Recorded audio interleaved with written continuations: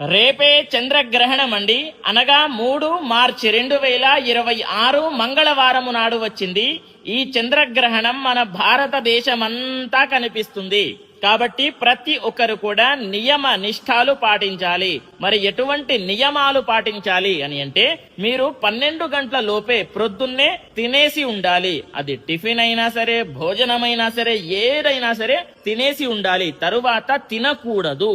ఎందుకని అంటే, మధ్యాహ్నం 3 గంటల నుండి గ్రహణం అనేటటువంటిది ప్రారంభమవ్వబోతుంది. ఎప్పటి వరకు ఉంటుంది?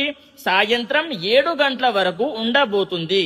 కానీ మన భారతదేశంలో మాత్రం ఎప్పుడు కనిపిస్తుంది అని అంటే, 6 గంటల నుండి, సాయంత్రం 6 గంటల నుండి 7 గంటల వరకు ఈ యొక్క వ్యవధిలోనే ఉంటుంది. 1 గంట సేపు మాత్రమే మన భారతదేశంలో కనిపిస్తుంది.